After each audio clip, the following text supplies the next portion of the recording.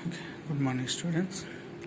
And today we are going to learn three principles. They are Averse principle, second Hun's rule of maximum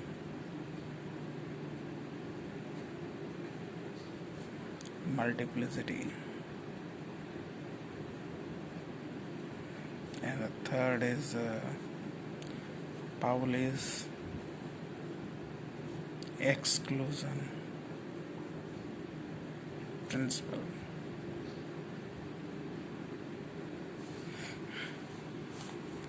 So the first principle here is going to explain about filling up of electrons in atomic orbitals. In each stationary orbit's subshell, how does the electrons fill will be explained using this Averse principle. Here, Aufbau is a German word which means building up. According to this principle, the electrons enters into which subshell first and in which later will be explained according to the n plus L values. Actually, Euler explained this order of energy with his own diagram. According to this Euler diagram, in a stationary orbit, when we see in the first stationary orbit K, we are going to have only one subshell. So if we call that 1s, means first orbit's S subshell. Similarly, in the remaining L, there we are going to have two subshells. They are 2s, 2p, and M. We have three subshells. We know that they are SPD. We can call them as 3s, 3p, 3d, which means third orbit S subshell, third orbit P subshell, third orbit's D subshell. And in N, fourth orbit, we have four subshells there: 4s, 4p, 4d, and 4f. O, we have 5s, 5p, 5d, 5f, and 5z. So when the number of orbits increases, p, 6s, 6p, 6d, 6f, 6g, 6h, then 7th, 7s, 7p, 7d, 7f, and so on. In these all subshells, in which electrons enters first, in which electrons enter later, will be described according to the energy order of these subshells. Electrons always chooses a subshell which has a least smallest energy. But how to find out among these subshells which have small energy, which have large energy? Euler, after arranging these subshells, have drawn arrow marks passing through the subshells.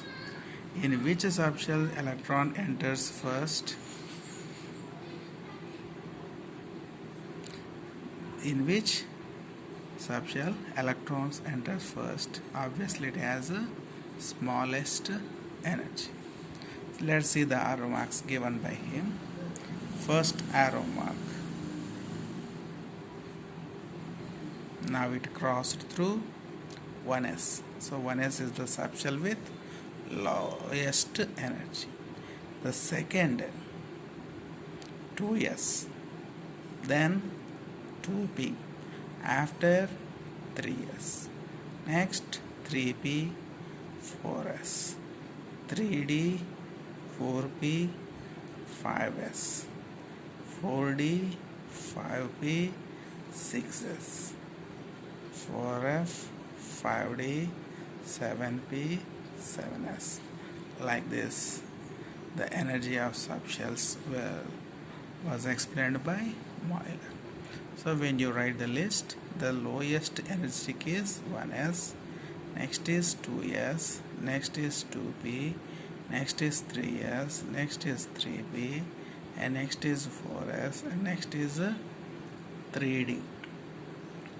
Then after 3d, 4p, 5s, 4f, 5d, 6p, 7s. Sorry, 1 minute. 3d, 4p, 5s. Then 4d, 5p, 6s. So order once again: 1s, 2s, 2p, 3s, 3, 4s, 3d, 4p, 5s, 4d, 5p, 6s, 4f, 5d, 6p, and 7s. This will be the order. But this Euler diagram has proved true for small energetic subshells. For large energetic subshell, the order of finding their energy was not successful. So instead of the Euler diagram, Paulis Principle explains the correct order. You see, when two subshells in this, for example, when you choose 4s and 3d, 4s and 3d, in these two, which has the least energy and which has a greater energy, can be determined according to the n plus L values. For 4s,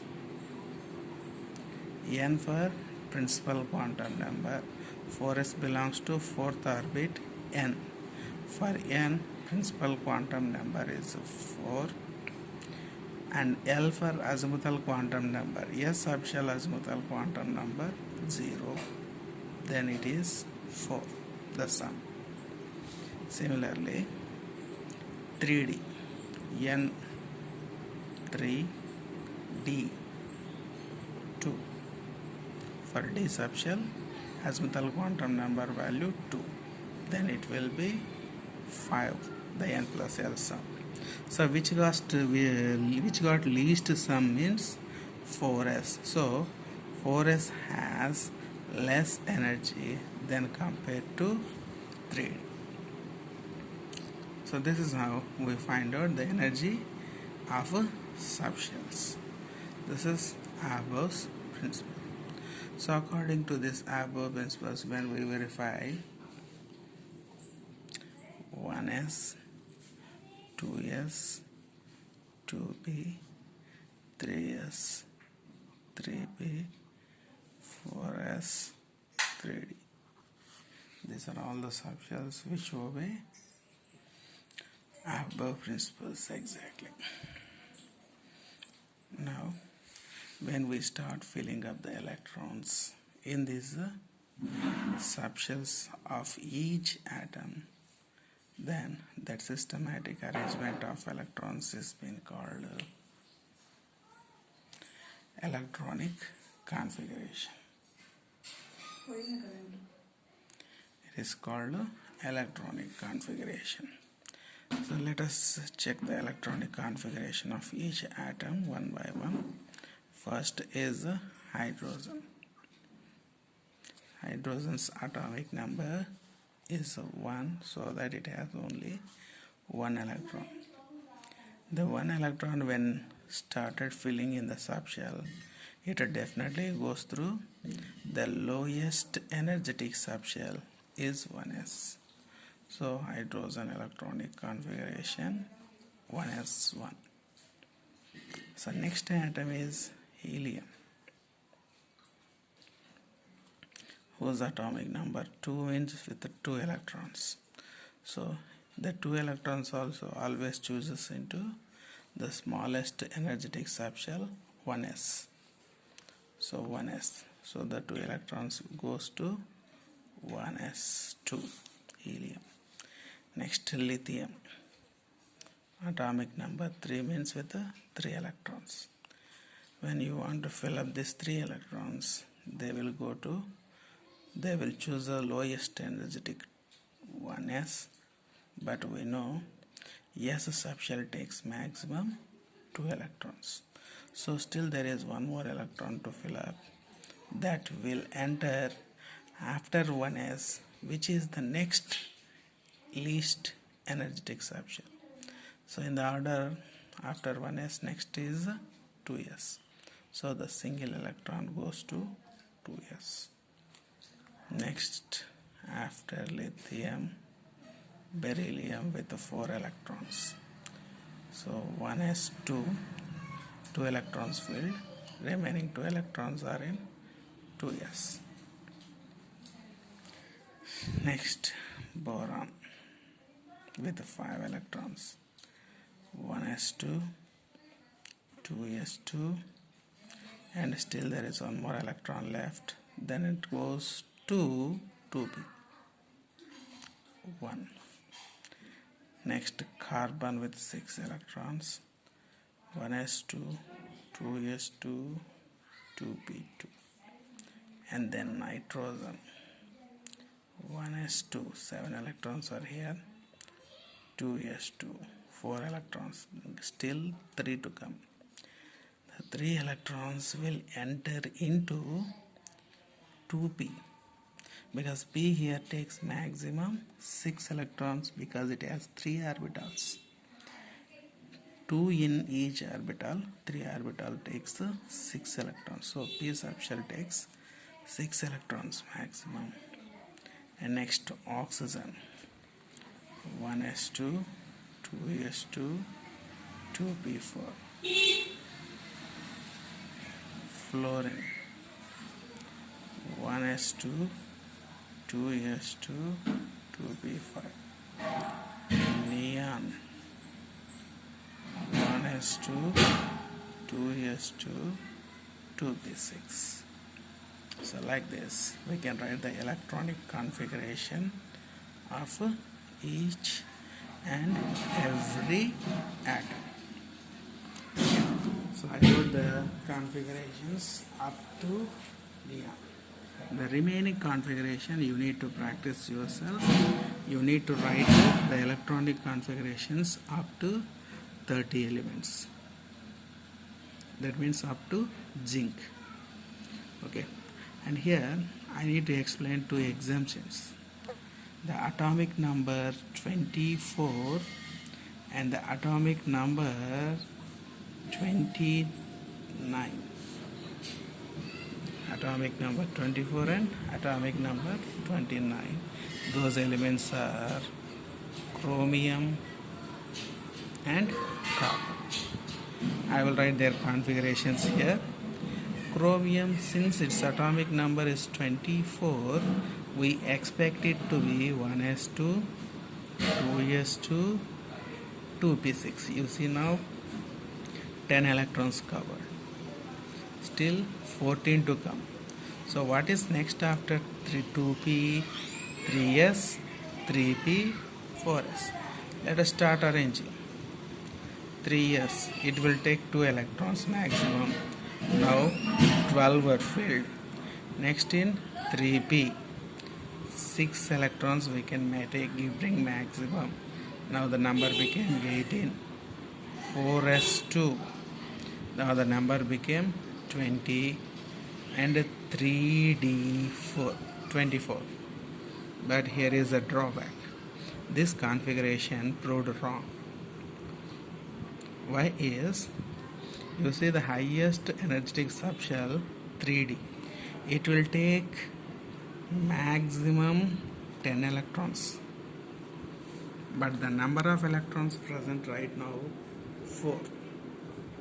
So according to the stability of electronic configurations,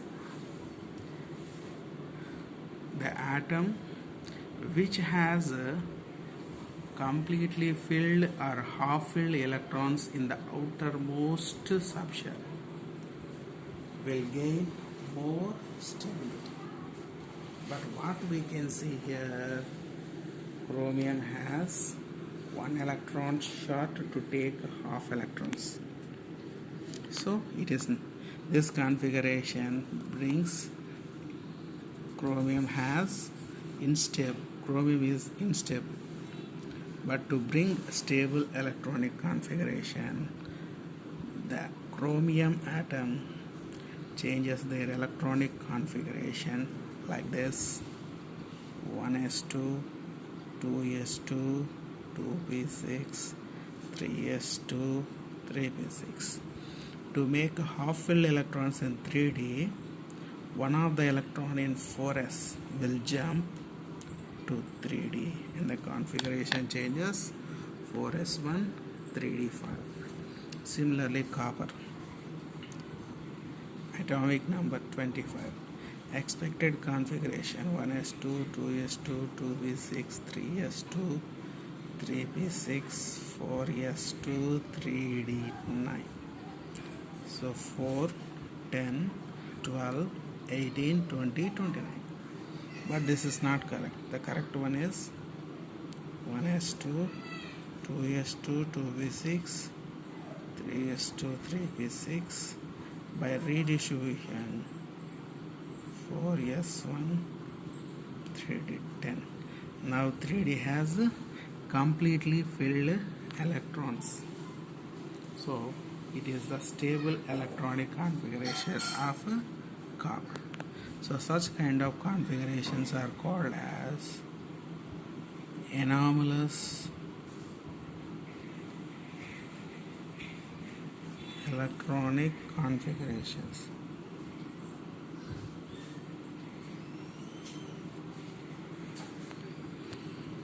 These are called anomalous electronic configurations.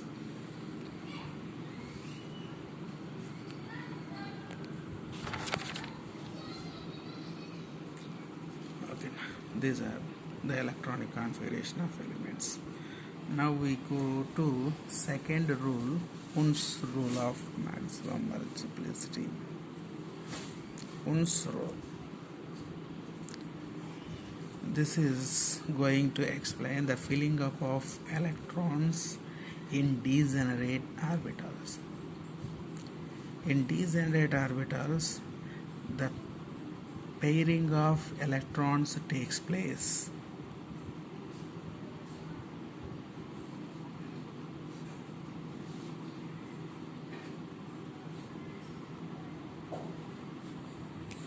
Once electrons filled alone means if the electronic configuration of neon, which is 1s2, 2s2, 2p6. So first two electrons present in S subshell. Here are two electrons.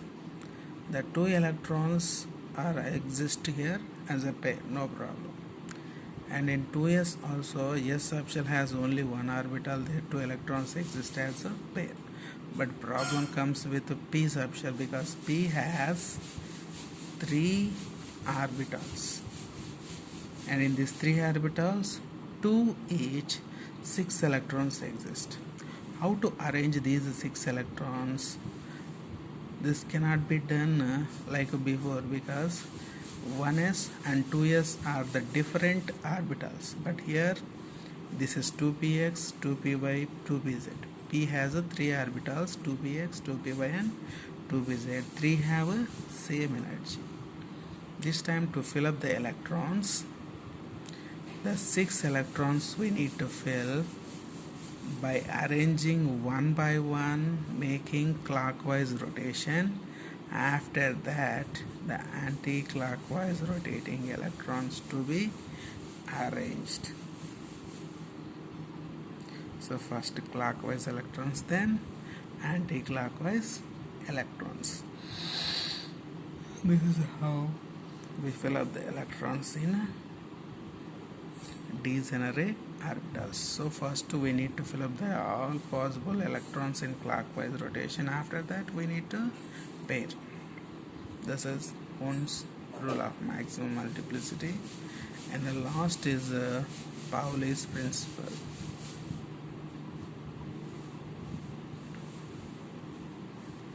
Paulis principles proves that no two electrons of same atom will have all quantum numbers equal. So two electrons of same atom definitely won't have four quantum numbers equal. Won't have four quantum numbers equal. So when to compare this from the same 2p6, 1s2 2s2 2p6, that means neon atoms configuration, we choose two electrons. What are those electrons? 2p3, 2p6. 2p3 means 1, 2, 3, this electron.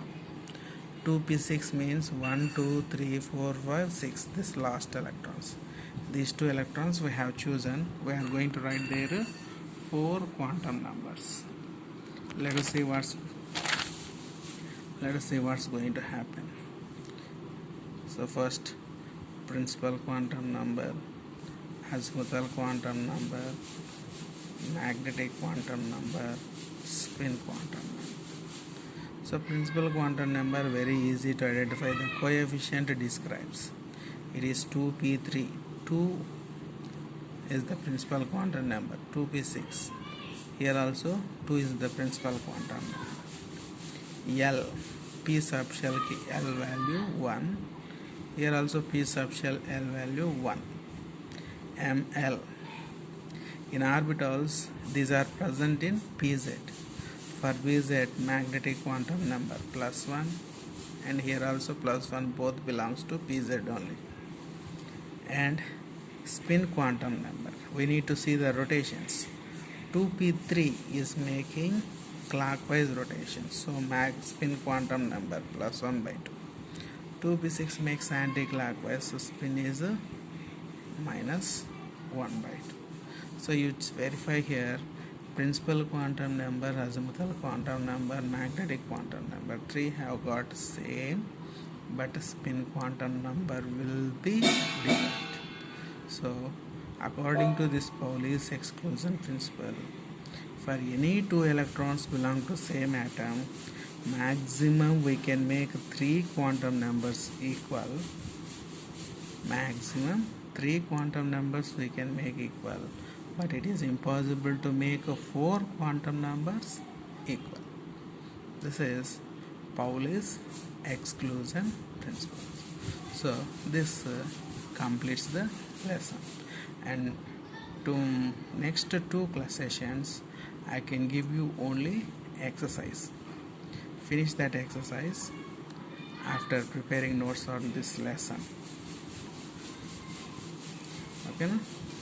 So that completes the lesson, and prepare the complete notes on this lesson. After this, finish the exercise. Yesterday I have already given some introductory exercises. Those exercises also you need to write in a notebook. Okay.